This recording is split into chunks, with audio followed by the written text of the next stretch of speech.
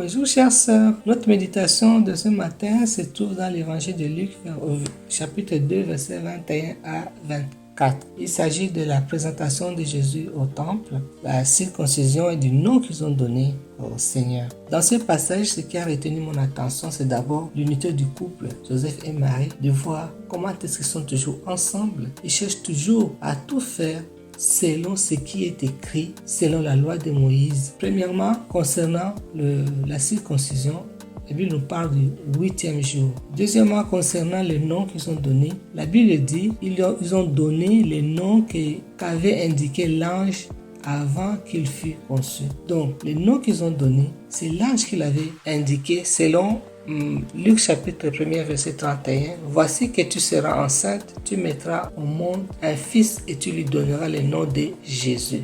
L'ange ne s'arrête pas là. L'ange ajoute, il sera grand, il sera appelé fils du Très-Haut et le Seigneur Dieu lui donnera le trône de David, son ancêtre. Il régnera sur la famille de Jacob éternellement et son règne n'aura pas de fin. Donc les noms qu'on donne à l'enfant, c'est très important parce que les noms portent même la mission de l'enfant. Dans Luc chapitre 2 verset 11, il est dit, il nous est né un sauveur qui est le Christ, le Seigneur. Et dans Ésaïe chapitre 9 verset 6, car un enfant nous est né, un fils nous est donné, et la domination reposera sur son épaule. On l'appellera admirable, conseiller, Dieu puissant, Père éternel, prince de paix. Donc Marie et Joseph n'ont pas donné un nom qu'ils eux-mêmes ont inventé. Ils pouvaient faire la combinaison de leurs prénoms, ils pouvaient donner le nom d'un parent ou même le nom de Joseph, mais non, ils ont donné le nom que l'ange avait donné parce que c'est Dieu qui a conçu dans le ventre de Marie.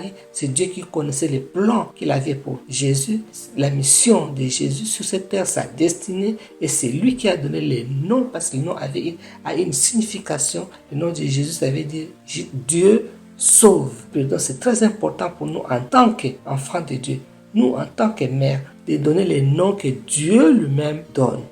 C'est capital pour nous. Et la deuxième chose qui a retenu mon attention aussi, c'est de voir comment est-ce qu'ils ont porté l'enfant à Jérusalem. Jérusalem, ça veut dire cité de paix. Et ils ne se sont pas arrêtés là que non, parce que c'est un enfant loin, donc on s'arrête là, non. Ils l'ont porté selon la loi de Moïse que tout mâle premier-né sera consacré au Seigneur, devait être consacré au Seigneur. Donc ils ont allé consacrer l'enfant au Seigneur. Pour nous, les premiers fils aînés que nous avons ne nous appartiennent pas, ils appartiennent au Seigneur. Donc nous devons aller très tôt, aller les consacrer aussi au Seigneur, parce que si l'Éternel ne bâtit la maison, ceux qui la bâtissent travaillent en vain. Si l'Éternel ne veille sur la vie, ceux qui veillent en vain. Donc c'est capital pour nous de consacrer les enfants que Dieu nous donne au Seigneur et très tôt les faire, parce que c'est sa volonté, il appartient au Seigneur, ce n'est pas à nous. Donc, pour que Dieu nous donne la révélation des noms que nous donnons aux enfants, que nous puissions cultiver notre intimité avec le Seigneur pour savoir tout ce que nous devons faire, que ça puisse correspondre à la volonté divine, à ce qui est prescrit, à ce que Dieu veut. Que Dieu nous bénisse.